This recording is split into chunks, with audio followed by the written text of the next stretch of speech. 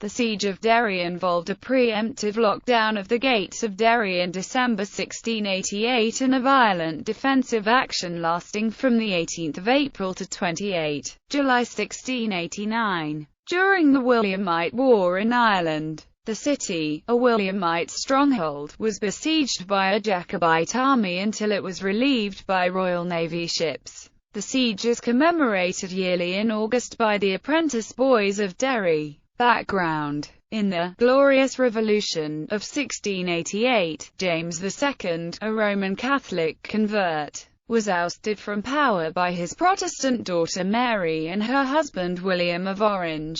Most of the Irish population were Catholic, and James had given them some real concessions during his reign. He had made an Irish Catholic the Lord Deputy of Ireland, and readmitted Catholics into the Irish Parliament, public office, and had replaced Protestant officers with Roman Catholic officers in the army. Irish Catholics also hoped that James would re-grant them their lands, which had been seized after the Cromwellian conquest of Ireland. James thus looked to Ireland to muster support in regaining his kingdoms, just as his father, Charles I, had done in the Civil War of the 1640s. Richard Talbot, who was acting as James's viceroy in Ireland, was eager to ensure that all strongholds in the country were held by garrisons loyal to James. He focused on the northern province of Ulster, which had been the most heavily planted by British Protestant colonists. By November 1688, Enniskillen and Derry were the two garrisons in Ulster that were not wholly loyal to James.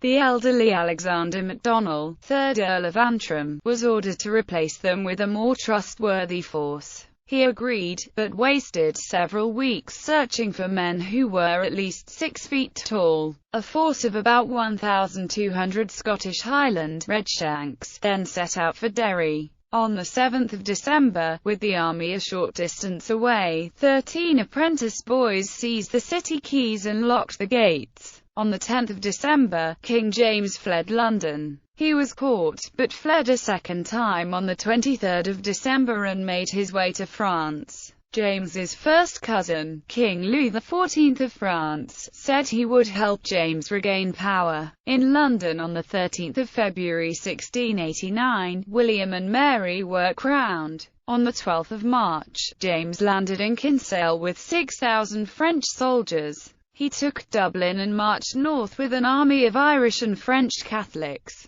The siege. The Derry city governor, Lieutenant Colonel Robert Lundy, turned away reinforcements led by Colonel Cunningham, which had arrived in the River Foyle, telling him that the city was to be surrendered. He wrote on the 15th of April that, without an immediate supply of money and provisions, this place must fall very soon into the enemy's hands. Lundy called a meeting with several of his most loyal supporters to discuss surrender. News of the meeting spread, angering many of the citizens. That night, Lundy and many others left the city and took ship to Scotland. The city's defence was overseen by Major Henry Baker, Colonel Adam Murray, and Major George Walker. Their slogan was, "No surrender." As the Jacobite army neared, all the buildings outside the city walls were set alight by the defenders to prevent him being used as cover by the besiegers. The Jacobite army reached Derry on the 18th of April. King James and his retinue rode to within 300 yards of Bishopsgate and demanded the surrender of the city.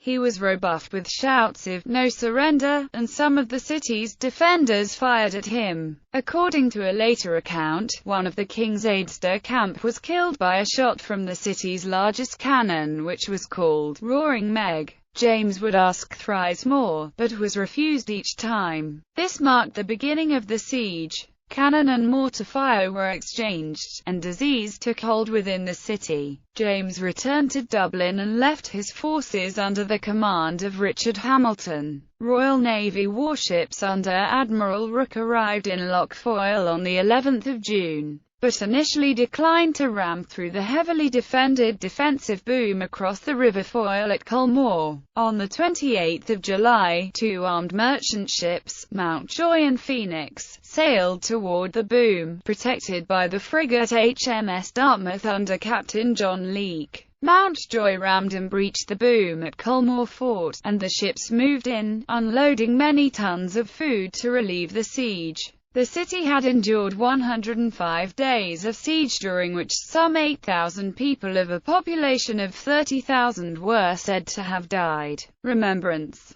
The siege is commemorated yearly by the Protestant apprentice boys of Derry, who stage the week-long Maiden City Festival, culminating in a parade around the walls of the city by local members, followed by a parade of the city by the full association. Although violence has attended these parades in the past, e.g., see Battle of the Bogside, those in recent years have been largely peaceful. The song "Derry's Walls" was written to commemorate the siege.